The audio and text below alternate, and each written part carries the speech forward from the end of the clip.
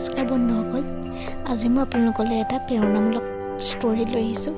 শুনি নিশ্চয় ভাল পাব। তেন্তে আহক শুনো।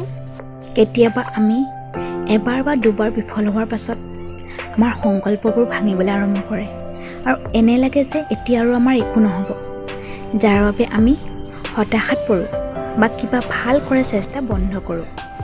কিন্তু এটা কথা আমি সদায় মনত ৰাখিব লাগিব যে যদি আমি বাৰে বাৰে বিফল হৈ আছোঁ, ইয়াৰ অৰ্থ এইটো নহয় যে আমাৰ একো কৰাৰ সামৰ্থ্য নাই।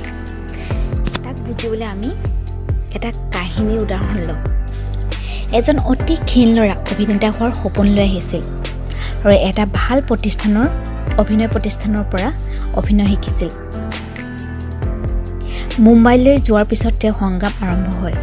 তেওঁ বহুতো চলচ্চিত্ৰ পৰিচালকৰ ওচৰলৈ কাম বিচাৰি যায়, কিন্তু প্ৰতিবাৰে তেওঁক কিবা নহয় কিবা ক'বলৈ প্ৰত্যাখ্যান কৰে।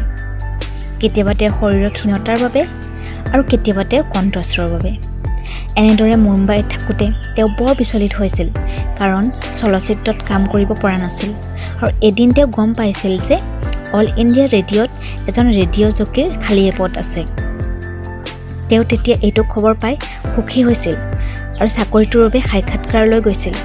কিন্তু যেতিয়া তেওঁ সাক্ষাৎকাৰ শেষ হৈছিল, তেওঁক এই বুলি কৈ প্ৰত্যাখ্যান কৰা হৈছিল যে তেওঁৰ কণ্ঠস্বৰ অতি বেয়া। তেতিয়া তেওঁ সেই ক্ষেত্ৰত সফল হ'ব নোৱাৰিলে। লগতে তেওঁক আন এটা চাকৰি কৰিবলৈ পৰামৰ্শ দিলে। ল'ৰাটোৱে তেখেতৰ কথাখিনি শুনি বৰ দুখ পাইছিল, কিন্তু এৰি দিয়া নাছিল আৰু তেওঁ চেষ্টা কৰি থাকিল। তেওঁৰ তীব্ৰ আকাংক্ষা আৰু নিৰন্তৰ চেষ্টা কৰাৰ সামৰ্থ্যৰ বাবে এদিন এজন পৰিচালকে তেওঁক তেওঁৰ চলচ্চিত্ৰৰ বাবে নিৰ্বাচন কৰিছিলে। তেওঁ কঠোৰ পৰিশ্ৰম আৰু অৱশেষত এখন চলচ্চিত্ৰ অভিনয় কৰিবলৈ সুবিধা পাইছিলে। কিন্তু যেতিয়া তেখেতৰ চিনেমাখন ছবিগৃহত মুক্তি পাইছিল, তেতিয়া চিনেমাখনে বৰ বেয়াকৈ ফ্লপ কৰিছিল।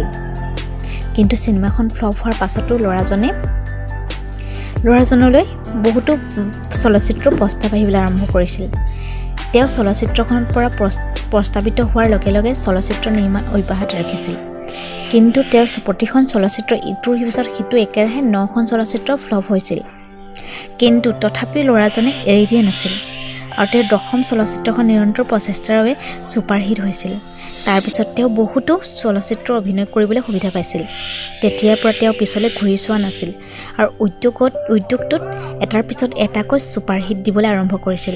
তেওঁৰ চলচ্চিত্ৰৰ সফলতাৰ তেওঁ শক্তিশালী অভিনয়ৰ লগতে শক্তিশালী কণ্ঠস্বৰ হৈছিল। আনহাতে তেওঁৰ কণ্ঠস্বৰৰ বাবে ৰেডিঅ'ৰ দ্বাৰা পুনৰ প্ৰত্যাখ্যান কৰা হৈছিল।